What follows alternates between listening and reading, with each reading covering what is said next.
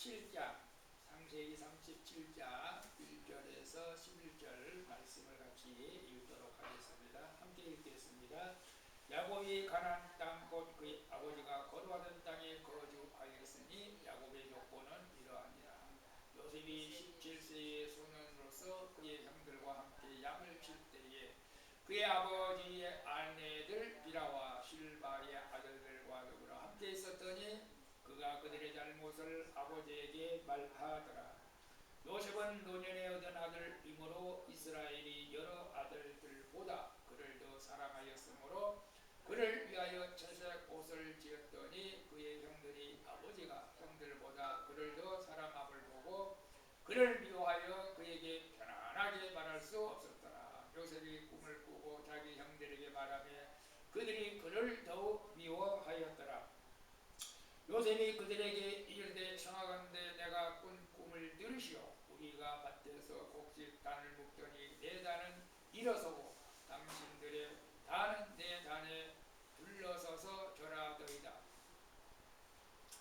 그의 형들이 그에게 이르되 네가 참으로 우리의 왕이 되겠느냐? 참으로 우리를 다스리게 되겠느냐? 하고 그의 꿈과 그의 말로 말미암아 그를 더욱 미워하더니 요셉이 다시 꿈을 꾸고 그의 형들에게 대하여 말하여 이르되 내가 또 꿈을 꾼즉 해와 달과 11별이 내게 절하더이다 하니라.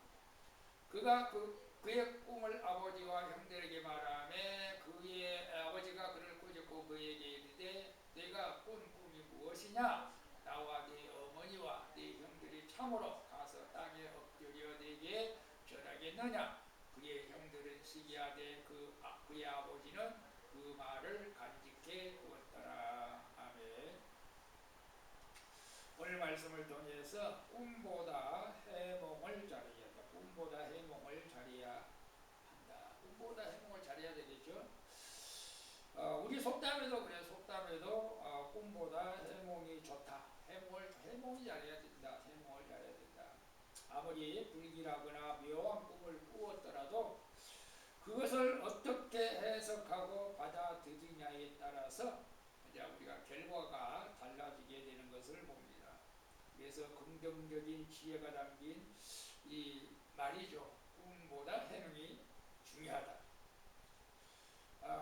반대로 우리가 아무리 좋은 꿈, 위대한 비전을 받았다 할지라도 그것을 잘못 해석하거나 미성숙하게 다루면 오히려 화를 부를 수도 있다는 것을 우리는 기억해야 합니다. 어제 무슨 꿈 꿨나요? 어제 저는 이상하게 이승봉 집사님의 깨어나는 꿈을 꿔서 가서 기도하니까 깨어났어요. 깨어나가지고 말하고 참 신기하다. 좋은 일이 깨어날 징조인가? 근데 또 하나는 돌아가신 김종도 자영이 기도원에 갔다 와서 암병을 다 나섰다고 와서 기뻐하면서 얘기해드리자고 막 그러는데 무슨 꿈일까? 뭐 좋은 일이 있으니까 좋은 일이 있겠지. 우리가 자꾸 우리는 꿈을 좋게 우리가 해석해야 되는데요. 근데 꿈은 우리가 두 가지가 있어요. 꿈이 우리가 일반적으로 꿈하면 우리가 잠자면서 무의식적으로 행동하는 것. 잠자면서 무의식적으로 내가 행동하는 것이 꿈이잖아요. 내가 무슨 꿈을 꾸는지도 때로는 모를 때도 있어요. 근데 어떨 때는 그 꿈이 너무나 확연해서 이건 꼭 뭔가 이루어질 것 같은 그런 느낌이 들 때도 있어요. 또 하나 꿈은 뭐예요? 우리가 세상에 살아갈 때 비전이라고 하죠. 비전.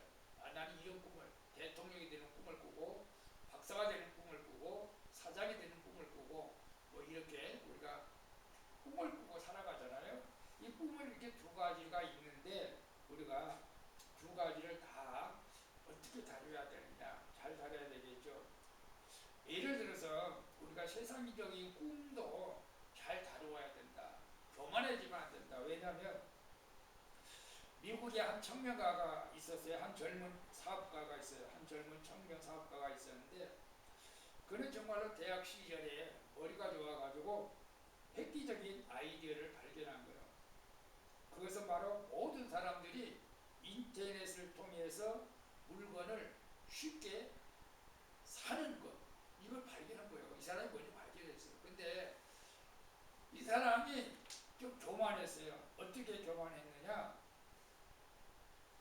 이것은 비전이 확실했고 그 꿈을 원대했어요. 근데 자신의 성공도 확신한 거죠. 하지만 주변 사람들에게 나누는 과정에서 실수를 했다고 해요. 너는 내 밑에 와서 일해야 될 거야. 많은 사람들이 내 밑에 와서 일하게 될 거야. 내 아이디어가 아니면 아무것도 할 수가 없어. 좀 그렇게 교만했다고 그래요. 그런데 결과가 어떻게 됐을까요? 유능한 그 개발자들과 투자자들은 그의 교만함에 그에게 투자를 하지 않은 거예요. 오히려 다른 경쟁사에게 투자해가지고 이 사람은 자기 꿈을 이루지 못하고 도리어 다른 사람에게 꿈을 이루게 하고 지금은 이제 쿠팡과 같은 그런 일들을 이제 이루어가게 된 거죠. 아무리 꿈이 명확하고 좋다 할지라도 이렇게 해서 또 미성숙하게 다루게 되면은 실패가 된다는 것을 우리에게 보여주고 있는 거죠. 오늘 본문에 등장한 요셉의 꿈도 사실 비슷해. 요셉에게 앞으로 일어날 위대한 미래를 꿈으로 보여준 것이잖아요. 이건 꿈도 사실 하나님의 계시로 우리 성경에 보면은 그렇게 해석을 많이 해요. 근데 이제 하나님 계시는 성경의 한 권으로 끝났기 때문에 지금 내가 꾼 꿈을 계시라고 말하지 않아요. 그건 이제 개인적인 비전일 수도 있겠지만, 그래서 요셉이 꾼 것 자체는 아무런 문제가 없어요. 근데 이제 그 꿈이 현실 속에서 그 현실에서 그 꿈이 이루어지기까지 엄청난 고생과 고난과 아픔과 그런 것들이 있었다는 것을 상상을 못하는 거죠, 사실은. 그리고 요셉의 꿈을 갖다가 각자가 다르게 해석한다는 거. 요셉은 자기 꿈꾼 대로 된다라고 자랑스럽게 생각하는지 모르겠지만, 요셉의 형들은 웃기소리 하지 마라. 네가 왕이 되겠다고 우리보다 왕이 되고 말도 안 되는 소리 하지 마라. 그러면서 우리가 더 요셉을 미워하고 있는 것을 봅니다. 근데 야곱도 그 꿈을 갖다가 사실은 좀 네, 네 엄마와 내 아도 너한테 절약했느냐 하면서 반발하고 있죠, 사실은. 그러면서도 이제 마음에 들었다고 하는데, 자, 이제 꿈에 대해서 한번 우리가 같이 얘기를 해봅시다. 예. 요셉이 첫 번째 꿈이 뭐였죠? 첫 번째 꿈이 첫 번째 꿈이 우리가 밭에서 곡식을 단을 묶더니 내 단은 일어서고 당신들의 단은 내 단에서 절하더이다. 이렇게 나오죠. 사실 이것은 이제 하나님께서 계시를 주었기 때문에 이제 형들을 리더십을 가지고 형들을 살리라는 하나님의 이제 계시가 있었지만은 지금 이 나이에는 그 누구도 그걸 깨닫지 못한 그냥 이 꿈이 그냥 좋다 그냥 이 형들이 나를 미워해봤자 소용없다. 봐라 앞으로 이렇게 되지 않겠는가 뭐 자랑하고 이런 지금 그런 시기란 말이에요 지금. 그리고 두 번째 꿈이 뭐예요? 이렇게 꿈꾼 얘기하니까 형들이 더 미워하잖아요. 또 해와 달 별들이 또 절한다고 이렇게 말합니다. 해와 달은 부모를 의미하죠. 그리고 별들은 형제를 의미합니다. 그래서 모든 형제와 부모까지도 요셉에게 절을 한다고 말하죠. 근데 이 꿈은 명백하게 앞으로 되어질 일에 대해서 하나님께서 계시로 보여준 것은 맞아요. 맞긴 맞는데 참 이게 그것을 이제 우리가 꿈을 갖다가 꾸어도 참 우리가 이렇게 조심스럽게 다뤄야 된다는 것을 우리에게 보여줘요. 미성숙한 전달을 하게 되면은 원하지 않는 일들이 생길 수가 있다는 것을 우리에게 말해주고 있어요. 그래서 5절에 보면 이 꿈 때문에 형들이 더욱 미워했다. 더욱 미워했다. 더욱 미워했다.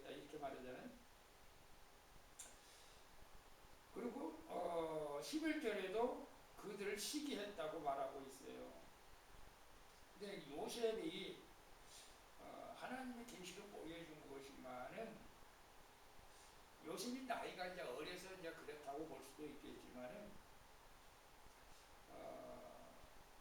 사실은 이제 그 말을 조용히 자기 마음 품고 있어도 될 일이지만 우리가 꿈꾸면 아니 아빠 엄마한테만 얘기해도 되겠지만은 우리 형들에게 이야기해가지고 더 어려운 상황을 만들어 내게 되는 것을 봅니다.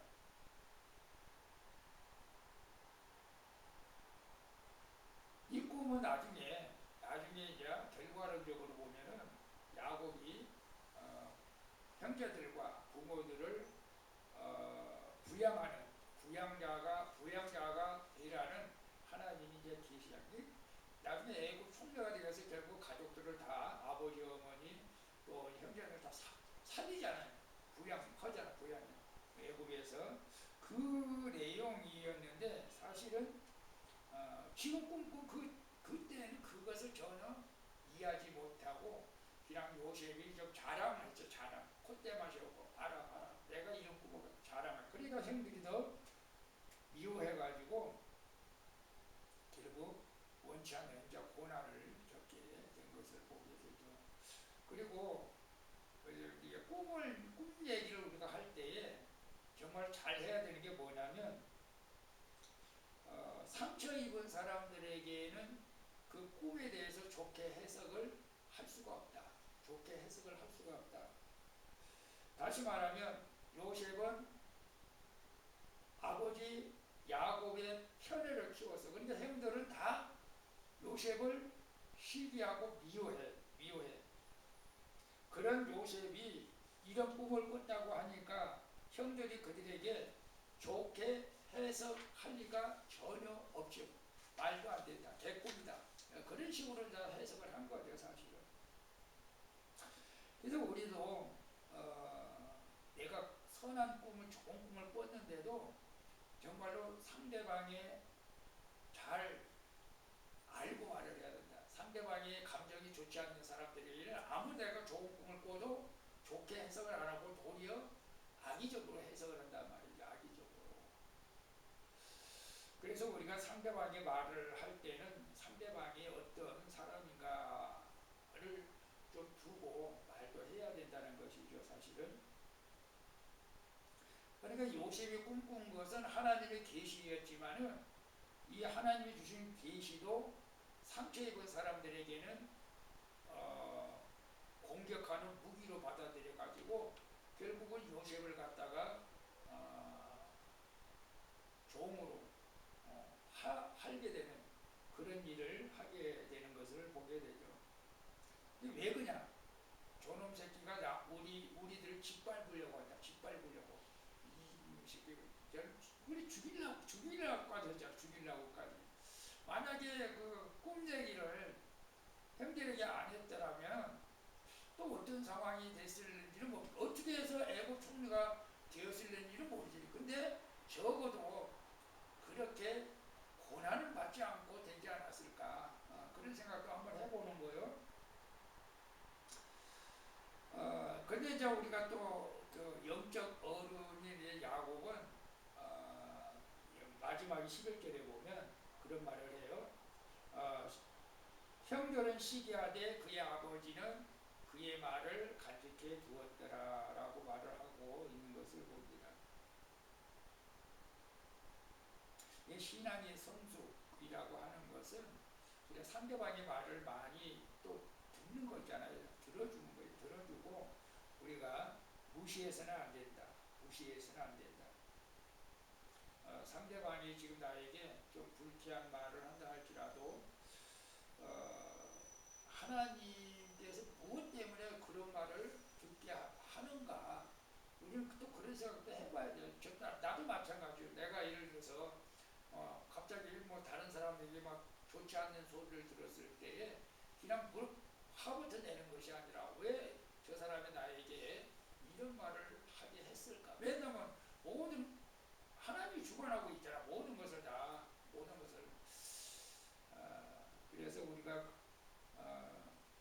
지금 요셉은 철이었기 때문에 그냥 막 그냥 뭐랄까 그냥 바로바로 봐라 막 이런 식으로 막 자기를 자랑하면서 형들을 무시하는 그런 좀 그런 내용을 우리가 좀 볼 수가 있어요. 그래서 우리는 이 꿈을 요셉의 꿈을 통해서라도 우리에게 여러 가지 교훈을 주고 있다. 어떤 교훈을 주고 있냐? 우리가 하나님 앞에 은혜를 많이 받을수록 우리가 좀 더 겸손해질 줄 알아요. 이게 그렇잖아요. 물질의 복 받는 사람, 자녀의 복 받는 사람, 영적 은사를 받는 분들 많이 있어요. 이제 그런 사람들이 이제 막또 간증도 하고 막 그러잖아요. 이제 조심해야 된다. 조심해야 돼. 듣는 사람의 상황을 고려하지 않는 간증은 자칫 교만함, 폭력이 될 수가 있다. 그래서 그 간증은 정말 잘해야 되는데 뭐 그런 경우는 거의 없지만 과거에 막 나쁜 짓을 하다가 지금은 이제 예수 믿고 새 사람 됐잖아요. 그러면 새 사람 되면 너무너무 좋다고 그래야 되는데 만약 그때 참 좋았었어요. 막 이렇게 말하면 큰일 나잖아요. 사실은 나쁜 일 할 때. 그건 간증이 아니고 자기 자랑이 되고 정말 그랬던 것 같아요. 예를 들어서 오랫동안 불임으로 난임으로 고통받는 지체가 있었어요. 그런데 기도 한 번 했더니 쌍둥이를 낳게 해줬다고 자랑하는 거예요. 기도 한 번 했더니 쌍둥이를 갖게 해줬다. 물론 자랑할 수도 있어요. 근데 이것은 요셉의 미성숙함과 똑같다. 왜냐하면 자기가 큰 믿음을 가진 것처럼 상대방에게 드릴 수도 있거든요. 야, 교만하구나. 자기가 기도 한 번 했다고 쌍둥이를 갖게 해줬다고? 그럼 나는 뭐야? 나는 기도 10번도 더 했는데 나는 왜 안 들어줄까? 이 상대방한테 상처를 준다는 거예요. 이런 것은. 그러니까 내가 기도 한 번 해서 하나님께서 나에게 쌍둥이를 줬다보다 하나님께서 나를 불쌍히 여겨주셔서 불쌍히 여겨주셔서 주셨다고 하는 게 겸손한 마음이잖아요. 겸손한. 그래서 상대방을 우리가 생각해야 돼. 내가 이런 말을 하면 상대방이 어떻게 될 것인가를 얘기해. 이 꿈, 비전은 물론 이제 상대방에 따라서 저는 이제 꿈을 막 나팔을 불고 다니면 그 꿈이 이루어진다는 그런 말도 하고 있지만 그러나 이건 달라. 이런 막 하나님이 주신 이것을 갖다 막 나팔을 불고 자기 자랑하게 된다면은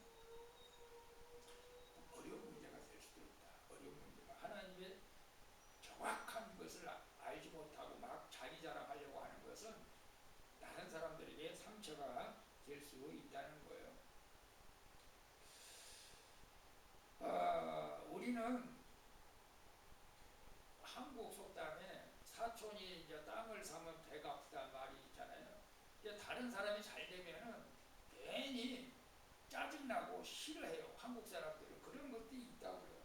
그런 믿는 사람들이 이제 그러지는 않겠지만 그런 그 심성이 있다는 거죠. 심성이 있어요. 그래서 요셉이 그런 좋은 꿈을 꿨지만은 다 요셉의 가족들은 싫어한 거죠. 지가 뭔데 지가 잘나서 그랬다고 그렇게 말해요. 아니면 뭐가 잘 되면 뭐 또 운이 좋아서 잘 됐지 뭐 지가 실력으로 됐겠어. 그런 식으로 비꼬잖아요 사람들은. 근데 우리는 이제 그런 사람을 비꼬아서는 안 되죠. 우리는 이제 잘 되는 사람을 좀 칭찬해주고 위로해주고 그래야 돼요. 현 세계적인 지혜자 토스 카니니라는 사람이 있었는데 이 사람은 원래 유명한 지혜자가 아니었어요. 첼로 연주자였는데 시력이 나빠가지고 악보를 제대로 못 보기 때문에 항상 어떤 연주를 할 때면 악보를 다 그냥 암기를 해버는 거예요. 외워버린 거예요. 외워버려. 그런데 어느 날 갑자기 그 악단의 지휘자가 아파가지고 급하게 병원에 실려 가게 됐는데 이 지휘 연주를 해야 되는데 대타를 씌워야 되는데 대타를 씌울 사람이 마땅한 사람이 없는데 많은 사람들이 그렇게 시력이 약한 첼로 연주를 한 토스카니니를 지혜자로 세우라고 이렇게 말한 거예요. 우리도 그래야 돼요. 왜냐? 저 사람은 악보를 다 암기를 했기 때문에 가는 거다. 우리는 악보를 봐야 된다. 물론 지혜할 때도 악보를 보지만. 그래서 토스 카니니를 추천해가지고 그가 이제 정말로 위대한 지혜자가 된 것을 보게 됩니다.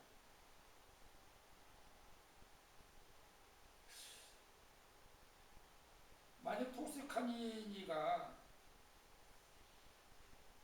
눈이 나쁜 주제에 왜 나를 시키 뭐 이런 식으로 불평하면 안 되겠죠.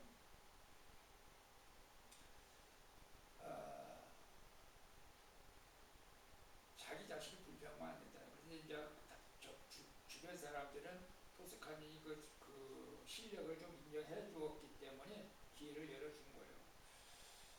우리도 형제 자매들이 잘 되고 또 잘 되는 길이 좀 가르쳐 줘야 돼. 질투의 안경을 벗어야 된다. 뭐 교회에서 뭐 서로 잘 되면 칭찬해주고 그래야 되는데 질투하고 시기한 것은 하나님께서 싫어하게 사실 질투시기는 마귀가 주는 거니까 우리는 질투의 안경을 벗고 하나님의 섭리의 안경을 써야 된다. 그래서 칭찬의 안경을 써야 될 줄로 믿습니다. 그래서 우리 저 성도를 통해서 하나님께서 이런 일을 하시는구나 그런 것을 우리는 깨달아야 되겠죠. 하나님의 침묵이나 고난도 때로는 하나님의 선으로 해석해야 될 때가 있다는 거예요. 우리 요셉이 참 하나님께서는 미리 얘기하셨기 때문에 요셉을 선택했겠지만 만약에 요셉이 형들에게 노예로 팔려가고 억울하게 감옥에 갔습니다. 꿈과 정 반대되는 현실이 되어버렸어요. 그죠? 꿈과 정 반대되는 현실이 되어버렸어요. 만약 그때 요셉이 불평하고 원망하면서 내가 꾼 꿈은 개꿈이었어. 개꿈이야. 이건 아니야. 이건 아니야. 만약에 그렇게 말을 했다면 어떻게 되었을까? 그렇게 되면 진짜로 개꿈이 된 거예요. 개꿈이 된 거예요. 우리는 꿈을 꾸면은 그 꿈을 계속 간직하면서 내가 고난 가운데 있다 할지라도 하나님이 침묵한 것 같은 것 같을지라도 그 꿈에 대해서 우리가 낙심하지 말고 인내해. 불평하고 원망하고 이건 아니야. 이건 개꿈이야. 이런 스스로 그렇게 말을 해버렸더라면 하나님께서도 아마 어떻게 해버릴지도 모르지. 근데 요셉이 불평했다는 말 한 번도 없잖아. 감옥에 갔어도 어디 말이에요. 아내 유혹을 억울하게 감옥에 갔어도 우리도 이제 하나님께서 각자에게 주신 꿈이 있다면은 그 꿈을 실현하기 위해서는 때로는 어려움을 줄 수도 있고 하나님이 침묵하는 경우도 있을 수 있다. 그 꿈을 실현하기 위해서는 왜? 하나님께 끝까지 인내를 보는 거예요. 인내를. 우리가 인내할 때 우리가 꿈꾸어진 것이 이루어지게 될 줄로 믿습니다. 그래서 요셉이 이제 성숙해지는 거예요. 그런 고난을 통해서 성숙해지는 거예요. 그래서 창세기 45장 이제 요셉이 총리가 되고 나서 형들이 막 이제 두려워 떠는 거야. 아이고 우리 죽겠다. 이제 다 죽이겠다. 사실 형들이 떨으니까 요셉이 뭐라고 말해요? 당신들을 나를 이곳에 팔았다고 해서 근심하지 마소서. 한탄하지 마소서. 하나님이 생명을 구원하시려고 나를 당신들보다 먼저 보내셨습니다. 라고 말하고 있어요. 그죠? 이게 성숙한 이제 사람이 되어진 거죠. 이것이 이제 꿈 해몽의 최고예요. 그 꿈을 내가 잘난 척 하라고 하는 꿈이 아니고 나를 먼저 애굽에 보내서 가족들을 살리라고 하는 그런 꿈이었다는 것을 그때 이제 깨닫게 되는 거잖아요. 이게 이제 진짜 꿈이에요. 그래서 사실은 요셉이 꿈 해몽가가 되는 거예요. 물론 그 전에도 이제 인내하기 때문에 애굽 바로의 왕 꿈을 해몽해줘서 이제 총리가 된 것을 보게 되죠. 그래서 우리도 가장 아름다운 우리가 해몽가가 되어야 되는데 어떻게 하면 가장 아름다운 해몽가가 될 수 있을까? 인생은 사건 자체가 아니라 사건에 대한 해석이 있다. 해석. 꿈보다 해석을 잘해야 되는데 오늘 본문에서 요셉은 꿈을 받았으나 해석이 미숙했어. 미성숙했어. 해석이 미숙했어. 그래서 상처받은 형들에게 미움을 더 받게 됐어. 그래서 실패한 것처럼 보였어요.